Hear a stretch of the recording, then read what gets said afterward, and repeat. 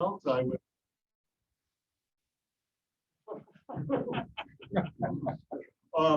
I will confirm the rumor that Patty has had a flat tire, and that's why she's not here today. We considered a moment of silence for either Patty or her tire. For the guy that needs it. But I guess we can do that later. For our Zoom members, are there any Zoom members? I don't think there are any Zoom members. Or we haven't let them in, no. All right. If there were any Zoom members, we'd be thrilled that you had joined us. I'm putting this in the subjunctive. Please remember to mute yourself. Yeah, we don't have to do that. Okay. Anyway, it's great to see all of you with us today. We thank our greeter this morning and person who filled in for Patty, Leslie Redd. The prayer and pledge today will be given by Dinkins Grange. Dinkins? Please join me in the pledge to the flag. I pledge allegiance to the flag of the United States of America and to the republic for which it stands, one nation under God, indivisible, with liberty and justice for all. Please join me in prayer. Lord, we thank you for giving us safe travels here today, and we pray for Patty as she's changing our tire. We bless this food to the nurse of our body and us to thy service. Amen. Amen. Amen. Thank you.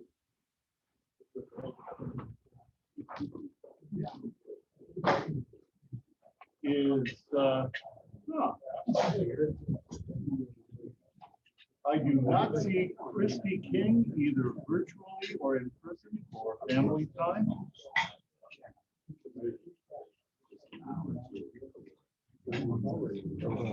I have some announcements for you as you're enjoying your lunch. I expected to hear a report from Mike Dara about the free dental clinic and our volunteering Saturday afternoon. If you were there, you already know we had a great time and an embarrassment of volunteers for the tasks at hand. Anyway, thank you for Mike, wherever you are, for making that happen. Another Rotary Club has published 10 reasons to join a Rotary Club. Here are a couple of them: the opportunity to serve, leadership development, citizenship in the world, personal growth, continuing education, community, friendship, and fun. What would you add to this list in speaking to a potential Rotary member? Please consider attending the Rotary Leadership Institute to be held at Daytona State College, the Palm Coast campus, on Saturday, August 28th from 8 to 3. Registration is open now. Let's see, Leslie, there you are. You had a few words for us this afternoon. Yes, welcome, Leslie. Do you want to be here? Yes. Absolutely. All right. I'm going to go behind you. Thank you. Yeah. Hi, everybody. I am the Sergeant at Arms this year, and we are forming a committee. I need help with people who can come before the meeting to help set up, as well as stay after the meeting to break everything down. Brendan has agreed to assist me, but am in need of others. So if you could please reach out to me or Patty if you are willing to be a part of this super fun committee. Thank you.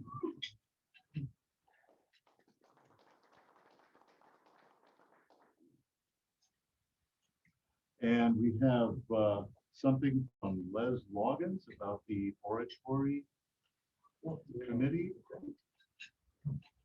and some follow-up from last year. Yeah. I just have a few announcements about oratory. First of all, just to let you know, Leslie has taken on a lot of duties this year, and she is the chair of the oratory this year. So that's great for her to do that. Leslie has been active in the oratory program for a number of years. And she's done a lot of work with the regionals, conducting the regional competition. And she's done those in St. Augustine. And the St. Augustine people wanted to recognize her for the work that she's done. And they asked me to present her with this Rotary drinking cup as their appreciation for her work in St. Augustine. Also, I just wanted to bring to your attention, Bowles School puts out a quarterly report. And their new quarterly report for the summer just came out. And it's really very appropriate because, our winner from the oratory competition this year was Miss Andre from Bowles. And so they decided to do a feature on her in the annual report. And there she is. And they've highlighted her winning our competition this year. And they've got a photograph of her at the podium, and they printed her speech in the publication. So if anybody would like to see this, you're welcome to take a look at it. So anyway, that wraps it up for oratory.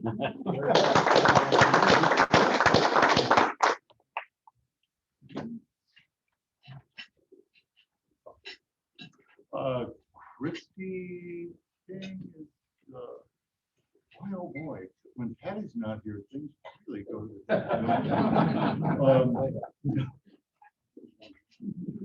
which puts us ahead of schedule. So what I'm going to do is just cool it for a minute and let everybody eat and talk before our speaker is introduced.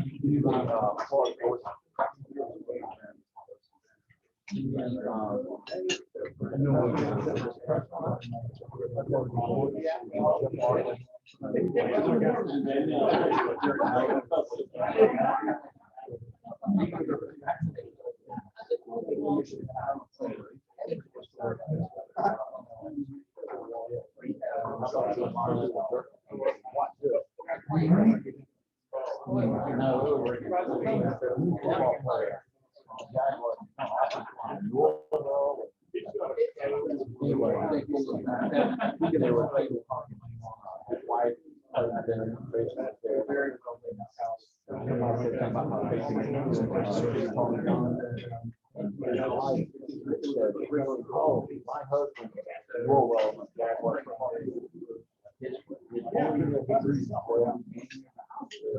Morrow,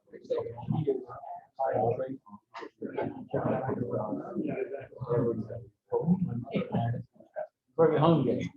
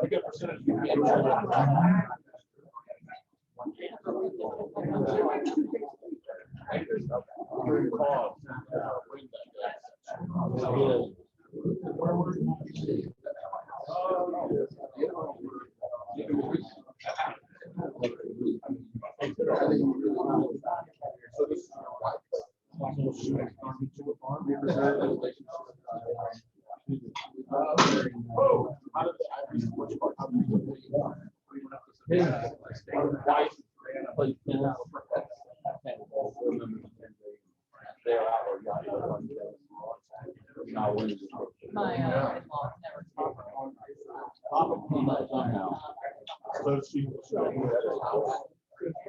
She was probably prepared at our house. And then let them take it. Take it to the other. I don't know all the details. They were going to big house, and I come over to watch the game over there.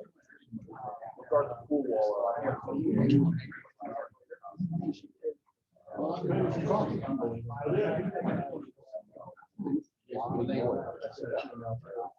Tracy, tell you 20 times.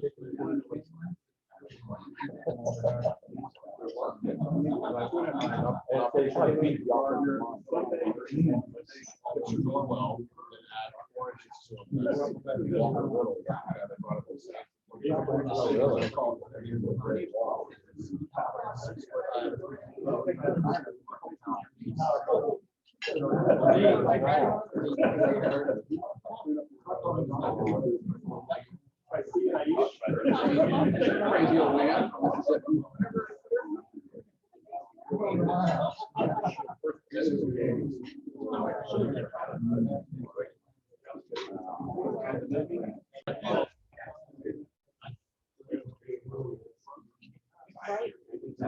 At this time, I would like to give you Jason Burnett, who will introduce our speaker for today.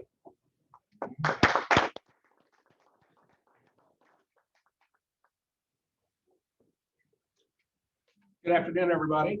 Always a pleasure to be back at the podium, seeing everybody here. Very, very happy today to have Nick Morrow, the current athletic director, the new athletic director for the University of North Florida. I have a special affinity for UNF. That's where I received my undergraduate degree. That's where a professor, Dr. Reza Vagefi, cornered me and said, you need to look into this Rotary scholarship. And he really was a champion for me, which helped me get the ambassador fellowship from Rotary so many years ago. But we really have an incredible success story with Nick coming in. I mean, he's overcome tremendous adversity in his life. He graduated from the University of Florida. So right there, that was one thing that I when I was, and then he's an accountant on top of all that. So, I mean, he has really just taken off since then. But in all seriousness, he's had a great career. He's at the University of Maryland as an assistant athletic director. Then he comes back home to the University of North Florida and works with Lee Moon for the last 10 years. And when athletic director Moon retired, it was just a natural, everybody knew that it was going to be that. I've heard so many great things about you, and I look forward to, especially in this time of the Olympics. We've been sitting at our table giving him ideas of teams to bring on at UNF. So badminton, that's the one I'm pitching for him right now. I don't know how much, I think he's going to tell me if I fund the scholarship, he'll do it. So he's always careful what you wish for. But with that, please welcome the Director of Athletics for UNF, Nick Morrow.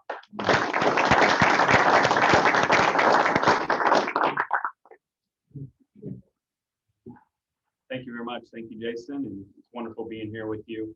A couple fun facts about me while this is getting pulled up. I'm a Jacksonville native. This is home to me. I went to Nice High School. Like Jason said, I went to the University of Florida. I was getting my undergrad in accounting there when I discovered the world of sports. So I needed a job when I got to campus.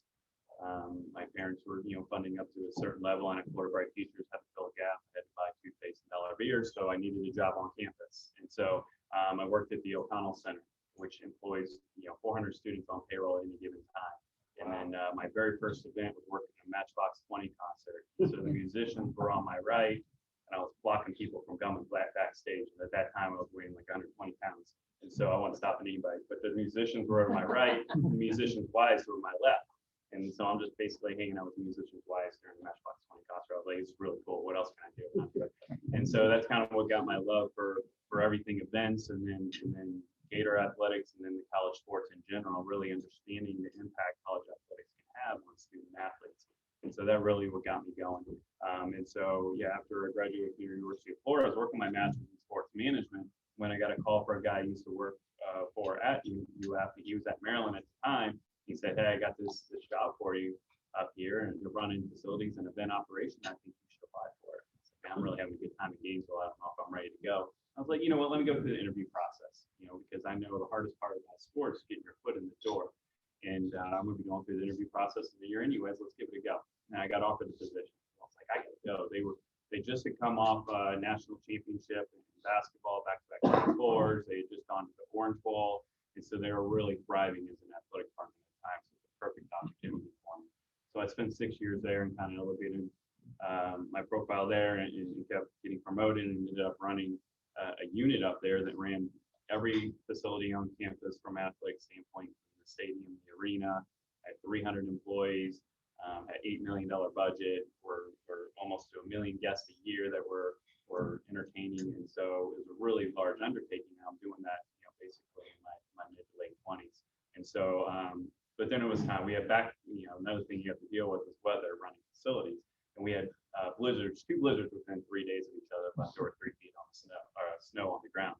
I was like, I gotta go. Yeah, I gotta get back to Florida. And so we started, at that time, my wife and I were ready to start a family anyways, wanted to come back home and be near family and stuff. And that's what got the opportunity at the University of North Florida. Came in as a business manager because I got my MBA while I was at Maryland. I really wanted to focus on the business and administration side of college athletics. So that was my opportunity to come back home and do that. And then I've just taken on responsibility along the way until July 1st, I was able to take over the athletic director role, which was a career dream of mine. And to be able to do that in my hometown or in my friends and family, like it just elevated the career dream for me. So I'm really excited, and it's just a cool opportunity, and I'm really excited to kind of share what we're doing at UNF. So I don't know if you want me to grab the keyboard or you going to click it. Yeah, I appreciate that. So just real quick on a university overview, you can go to the next slide. It has some stats about UNF. If you're not as familiar about your public institution here in the city of Jacksonville, a lot of alumni, with those 100,000 plus alumni, a good chunk of those live in the city of Jacksonville in the 5-county area. So there's a lot of opportunity there from that standpoint. Our total enrollments over 17,000 now. Expected to go down a little bit this year because of COVID last year, and students just didn't learn well virtually.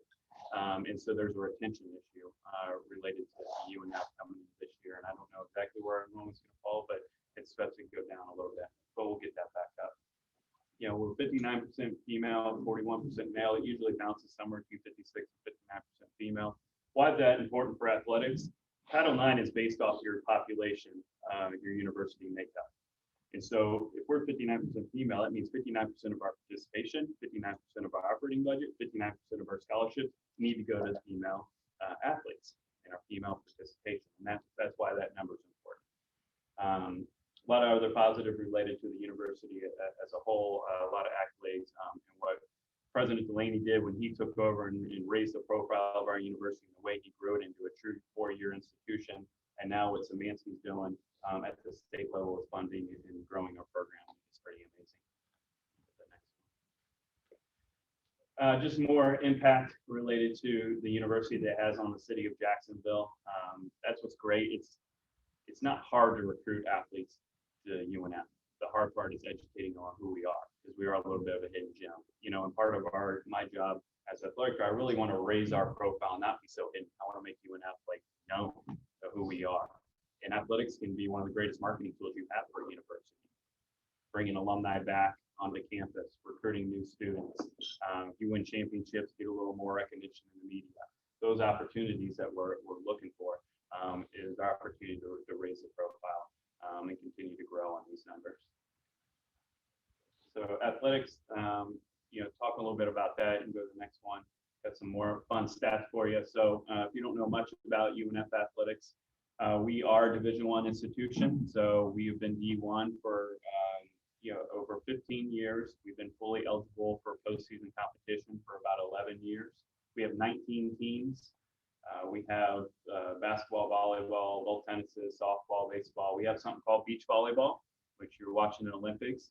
Beach volleyball exists as an NCAA sport because of success that Kerry Walsh and Missy May Trainer had in the Olympics several Olympics ago. It exists in the sport today because of that success and the success they're having now. We do have a women's swimming program, and then we have both soccer and track, and 2 very successful golf programs. We have a $13 million operating budget, which is actually in the bottom half of the ASUN conference, yet we have won the 2nd most conference championships out of anyone in the conference. And so we've had a lot of success with the resources we have, and that's what excites me about this position too. If we're winning the second most conference championships and we have the third worst budget, then where can we go from here? Like if we were able to raise our resources, raise our facilities, raise scholarship money, where can we go? That's when we're starting to grow our brand and grow our profile and not be so hidden at that point. Something we're very proud of is our GPA with our student athletes. So last semester we finished with 3.46 GPA across all of our sports, much higher than the general student population. We've gone 20 semesters in a row where we've had over a 3.0 across the department. Over half our student athletes made the Dean's List last year, and it just goes on and on about the success we've had from an academic standpoint. Talked about some of our competitive success with ASUN championships and player of the years and 82 NCAA championship appearances. And then I don't know if there's any JU people in here. Okay, sorry, but we've won a few more barrels. So we do compete against JU every year. Every sport time we play, there's a point up for grabs, and then we win way more than they do. All right, next one.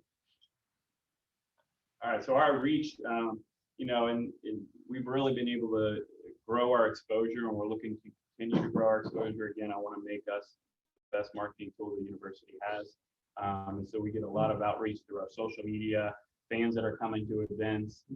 We put a lot of our events on ESPN Plus, so about 50 to 70 events a year we're putting on ESPN Plus. Anything we can't put on ESPN Plus, we're putting on our streaming device, Swoop Life Live. And that way, whether it's a family member of one of our international student athletes can watch the event, or if it's a Osprey fan living in the Midwest, they'll be able to watch us compete. They'll know what's going on, and that's we want to continue to grow those numbers. We actually have a control room that's the same kind of equipment that you would run a major college football game on, just on a smaller scale. So it's also, besides the exposure it gives us on ESPN, it also is a great opportunity for the student life professional development side. So if you have any interest in working broadcast in your communications, you need to be working with us, because you're going to be using the same, you're going to learn so much from that. And that's another, what I feel like is our responsibility as athletics department, is to continue to grow our students professionally as well. We have a sport management program. You need to be working in your D1 institution. We have athletic training programs. They come and work on our athletes. We have nutrition needs. They come and work with our athletes. There's a lot of opportunity for professional development. Next slide. All right, so a couple things we've recently completed project-wise. So I talked about beach volleyball. If you haven't been on campus in the past couple of years, these are a couple things we've done recently. So the Cooper Beach Volleyball Complex. So we have a 5-court beach volleyball facility. We are one of the first 5 programs in the entire country to sponsor beach volleyball. We jumped in and became an NCAA emerging sport. Basically what that means is that the NCAA recognizes the sport, but you need so many institutions to sponsor it over a certain number of years before it becomes a full-fledged sport. Well, beach volleyball became the sport faster than any other sport in the history of the NCAA, and we were on the ground floor of that. We won the first ever conference championship that was ever handed out in beach volleyball.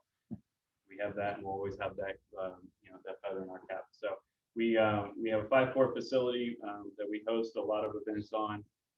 We opened it right before COVID hit, so we haven't been able to use it from a community perspective, but it's great because there's not really any venues like that around where we can host, because beach volleyball has become so popular. Now it's in the high school, sport. It's a club sport, and so it's really becoming its own unique sport in itself. Softball complex, we did a lot of renovations over this past year. Actually, a hurricane came through several years ago that damaged our other press conference. We took advantage of that and really redid, with the help of President Delaney at the time, to really develop a softball stadium that we could be proud of. And then the Visit Jack's Track at Hodges Stadium. So this was a recent announcement that we had, just talking to Les about the impact that we have through our track program in our facility. Every time we host an NCAA track meet, so the way the NCAA works, they divide it up into 2 regions. You got the West region, you got the East region. They basically take the Mississippi River, everybody east of that is zoned for the East region. We've hosted the East region in 6 of the past 11 years. Well, that's every Division I school is zoned for. That's almost 200 schools that are coming to UNF, coming to Jacksonville. Every time we host that event, we're generating 11,000 room nights and an $8 million impact for the city of Jacksonville. And so we've hosted that 6 times. That's just one event. And so we recently hosted the U.S. Junior Olympics this past week. And if you were anywhere near the town center or in that area, you probably kind of felt it a little bit. That's double those numbers. We've hosted that event twice. So I did a quick study of what hard numbers I had with the help of Visit Jacksonville and just my estimations, and we've generated over $100 million, and we've generated over 100 million room nights over the past, or not 100 million, 100,000, sorry, 100,000 room nights over the past 10 years. And so it's a huge impact that we've had on the city just through our facility. So we went to visit the Tourism Development Council this past year and said, look, we're at the end of our lifespan with our track. You see the impact that we have on the city. We really need some infrastructure money to resurface it so we can keep hosting that event. And no problem, they wrote, we got about a $1.2 million grant from them to do improvements to the track and right next to it to resurface that track and put in turf field so that we can continue to host events. And we just have them all lined up right now. And we hosted we're set to host. We hosted a international track meet that was a preview to the Olympics. So Allison Felix, if you're paying attention at all, she ran last night. She was running on our track. Grant Holloway, which you'll see in the 110 hurdles, one of the fastest men in the world, ran on that track. So we had all these Olympians that are running right now. We're running on our track just a couple months ago. And not to mention the youth events that we're hosting. And so it's a huge economic impact that we're generating through that facility. We're about to open up a new swimming pool on campus. They should be turning it over to us in about 2 weeks. And for the past 6, 7 years, our swimming program has been loading into 15 passenger vans, driving across town. First, we went to Episcopal for a couple of years, and we went to Falls for the past few years for practice. Did it twice a day. Most of those female student athletes are basically on book scholarships, which is a tremendous just commitment beginning in those vans when it's still dark in the morning. And their competition runs from September to March. That's their season.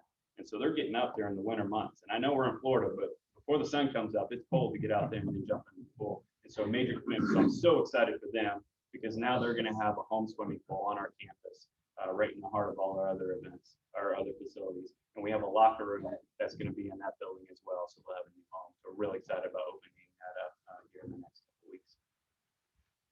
So where are we going from here? We've got a lot of plans, a lot of grand ideas on how to grow our programs. One, we have a UNF soccer complex. We have a footprint for it. We have designs for it. We're ready to start taking that forward and really kind of showing where we're going to go from here with our soccer program. This would be a premier facility within our conference. It also removes them from Hodges Stadium. And another benefit by doing that is now we open up Hodges Stadium to host more track meets and continue that economic impact. Now we're not so worried about the integrity of the field. So maybe we host a high school football game of the week. There's other opportunities all of a sudden that opens up with that facility when we remove soccer from that facility. Not to mention this would be huge for our programs. Beach volleyball, we just opened that facility, but now we've got plans for a locker room to really make that a self-sustaining facility. We already have the best facility in the conference and one of the best in the country, and this would make us the best in the country if we were able to accomplish that. We've got plans for tennis locker room for our Hay Golf Learning Center. If anybody's spending any time out there, we're due for a renovation. We're in discussions with a third party to take over management of it, which will help open up some of those opportunities. We need a softball batting cage, and then baseball is a big one that we need to tackle. It's one of our oldest facilities, and so we're going to start working with an architect on developing what that vision looks like. And so me taking over, you want to make sure we paint a vision. Right now, we don't have a strategic plan in place. So that's something I'll work on over the next 6, 9 months, planning on rolling that out next year. But part of it's a facility master plan. Got to make sure we have a vision for every one of our facilities so we know where we're going with our programs. And then when you come across that donor and say, I really like tennis and I'd really like to support that program. What are you working on? You got it right there and you're ready to go and talk about it. And so that's something that we'll spend a lot of time on moving forward. This is the most pressing project right now. We're about halfway through fundraising for this. How many have been to a UNF basketball game before? All right, so about maybe half the room. And so we are working on a new arena hospitality, or new hospitality project for our donors. And so basically on the west end, the inline, there's some glass doors. We have offices in there for women's basketball and communications. We're relocating those offices, giving them better situations. and then clearing out this area that you see right here. And then those glass windows, we're gonna blow those out and make it a whole glass front with a balcony and premium seating. So now we're gonna create a state-of-the-art, modern, high-level Division I facility that we can be proud of to bring in donors. So it enhances their experience as a fan when they come in, also serves as a catalyst. Like, we want to use this space for everyday use. We want to use it for recruiting. We want to use this to be a catalyst for fundraising for other projects that we're going to do moving forward. And so this is a project we're really excited about. We're halfway through fundraising. Bids are due today for the office moves portion of that project. So we'll get them moved and clear this space out. And I'm hoping to be able to at least open up the interior sometime during the basketball season this year, with the plans of doing the balcony and the premium seating after basketball season. That's going to be a 4-month project in itself due to the structural requirements. But we're really excited about this project and where this is going to go. This is going to be a catalyst for the next slide, which is a larger arena renovation. So this really has an opportunity to be a great entertainment center for the city of Jacksonville and for the university. And so we want to really, it will take a major naming right partner somewhere in the tune of $8 to $10 million. And then the project as a whole will probably be somewhere between 16 and 20, depending on how big we go. But an expansion of the arena that brings it out into the courtyard a little bit, creates an event lobby space, but then also benefits our student athletes because we're renovating the locker rooms. And then we're pushing it up to the north where we create a new training room and a new weight room that serves all 300 of our student athletes. Currently, we operate out of Hodges Stadium, and it's adequate, but it's just not great. We're due for an upgrade, especially as we're trying to elevate our program.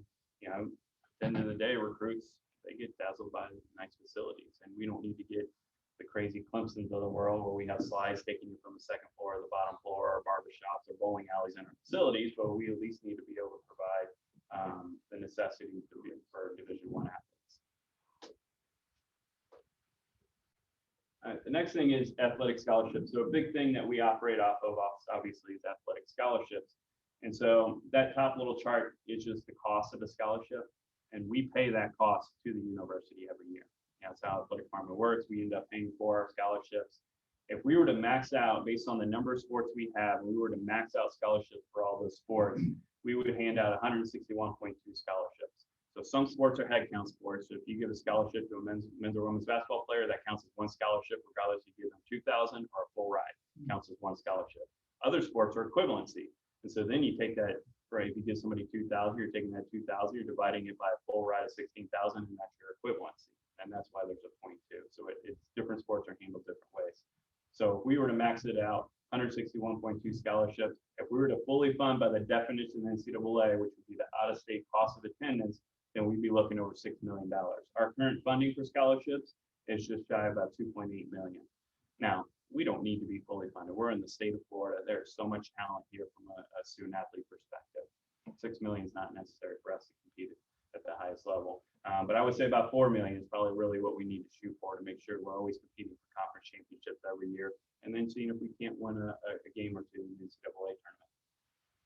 And so in 1920, we handed out about 103 scholarships, and then our total students that were receiving you were about 220 out of the 300 student athletes we have. So you can say about 80 of them were walk-ons. The way we fund our scholarships, auxiliary budget, so our budget is made up, about 70% of it's made up of student fees. And then the rest of it we generate externally. We don't get other university funding.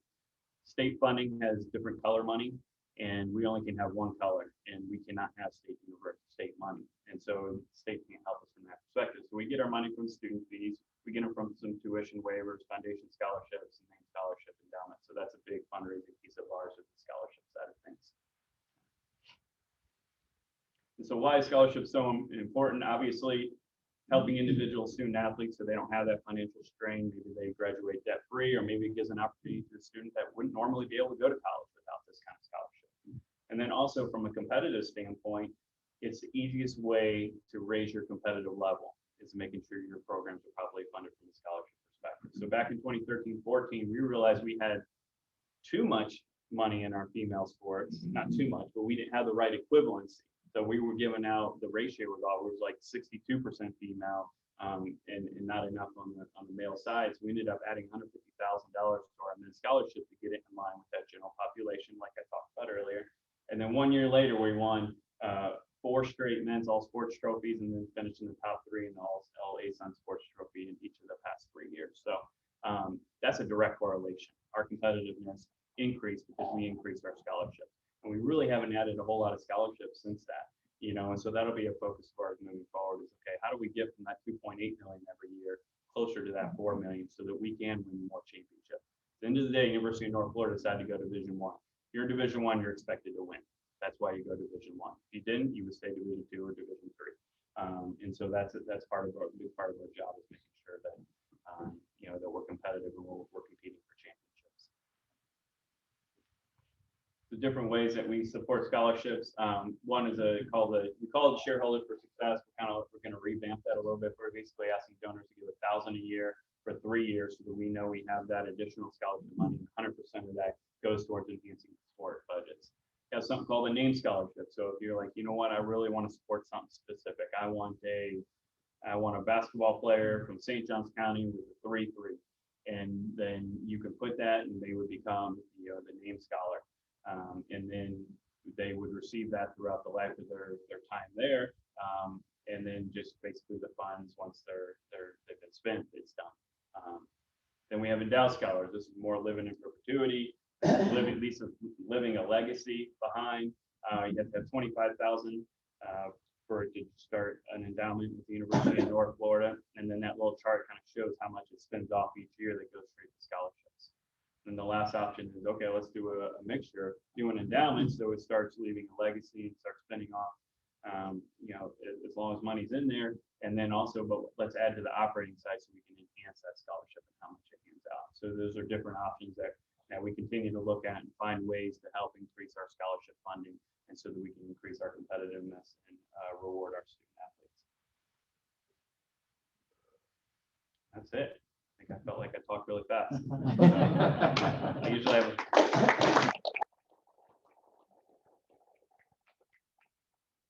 I usually spit out a lot of information really fast, so hopefully you're able to digest some of that. Absolutely. Let's do it. Yes. Got a lot. What happened to the indoor pool that was there for? Yeah. Did that go away? There was so much maintenance that needed to be done on it. It wasn't very well maintained throughout the lifespan, and so it ended up needing like $2 million worth of repairs. And there's a great need on campus for recreational basketball courts. At one point, the arena had the only courts on campus. And so we would have morning basketball classes, then it would be our volleyball team, women's basketball team, men's basketball team, each practicing 2.5 to 3 hours. And by 8 o'clock at night, then the gym would open up for general student population or intramurals. And that's with a population of 16,000 students at the time. That just didn't make a lot of sense. So they decided to fill in the pool and make recreational basketball courts that are available all day, every day. When did that happen? I'm just curious. I grew up swimming in the Yeah. pool. Yeah, I would say it was probably 2013, 14, Wow. somewhere around there. Yes, sir. The ESPN Plus, is that something that ESPN pays the university monies to be able to broadcast, or do you have to pay ESPN to broadcast? How is that? So it's an agreement with the conference. And so every conference within has agreements with their respective TV contracts. So, if you're looking at the news right now, SEC and the ESPN are real tight, and they have obviously a very large TV contract. And so the ASUN conference and the ESPN has an agreement as well. We get a few of our events on the linear programming, and then the rest is all tossed on the ESPN Plus. But we do get something from them to put it on. As a matter of fact, we're in our last year of that deal, and we've already started talking about going to the negotiating table with them, trying to get more of our events on the linear programming. How can we get our entire basketball tournament on there for both men and women? How can we get some regular season events on, the ESPN or ESPN2, as opposed to just everything in ESPN Plus? I think. Yeah. How involved are the other students in attending sport events? We had amazing attendance during our run in 2014, 15, 15, 16. We won the conference championship, went to the NCAA tournament, and the crowds were unreal. It was so much fun. We also coupled tailgating at the time with those events. And so since we don't have football, that was a way for our students to really, that was their football. They would tailgate for hours before, then they would come into the games, it'd be rowdy, have a ton of fun.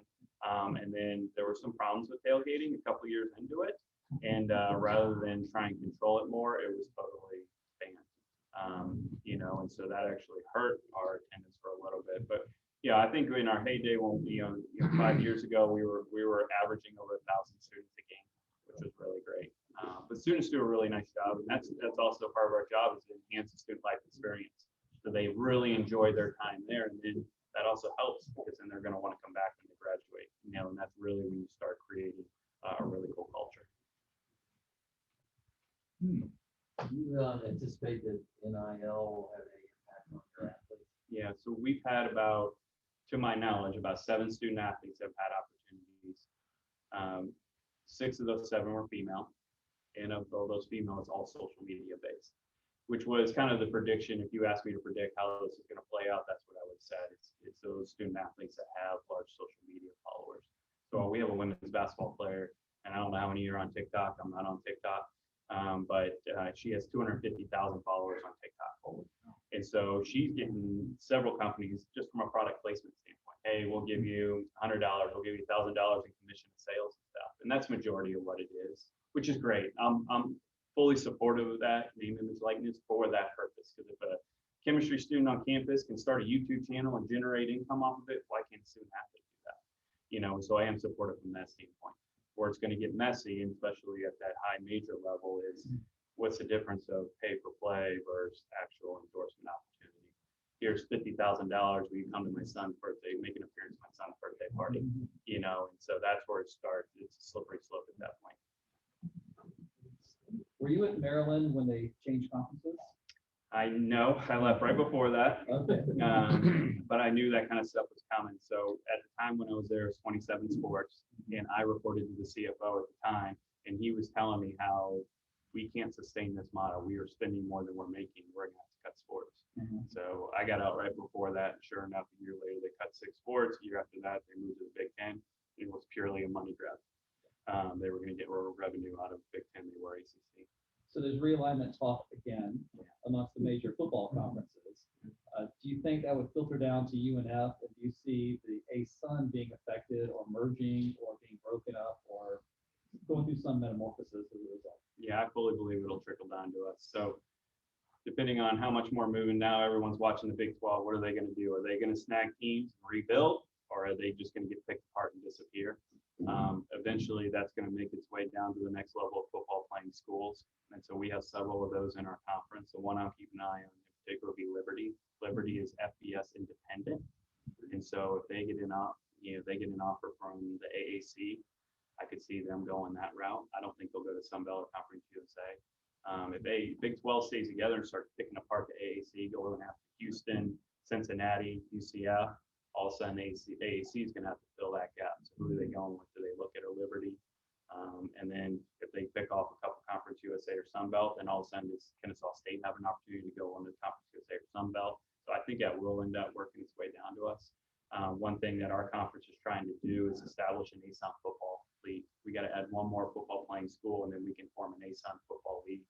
And that's supposed to, the idea behind it is create stability within our conference. We constantly have people shuffling in and out. We're up to 12 right now. If we add one more there, and then you want to go to an even number, we could be up to 14 schools by this time next year. But this whole realignment is going to kind of play with that. So it's real interesting to see how that plays out. I was shocked when I first heard that last week, because I was trying to figure out why is Texas Oklahoma doing that? They're going to have so much more competition at SEC. How much more money can they really generate? How much more money do they need? Those are 2 of the richest departments in the country. We're also Division I with Texas. Texas has over $200 million operating budget each year. We have 13 million. We're in the same division. But they're the richest department in the entire country. Why do they need more money? And then I saw a report that said that SEC, under the model they're trying to head for, could generate $1.3 billion a year. That's the same amount the NCAA generates. And so then I was like, well, I mean, maybe there's a bigger play there, And now the NCAA just announced at the end of last week, they're having this 22-person committee, and they're basically taking the rule book, burning it, and rebuilding what the NCAA model is going to look like. And so with the goal of putting that to vote and unveiling it in January of this upcoming year. So Mark Emmert's up there, and he's seeing this super conference starting to develop, and I think he's freaking out a little bit, and they're looking to completely redo the NCAA model. So the NCAA right now is going through more change at the same time than ever before. So it's pretty historical right now what's happening. There's always time for more.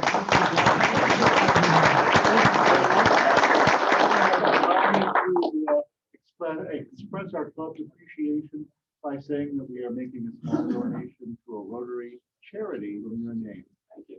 Thank you for being Yeah, here. yeah, awesome, thank you.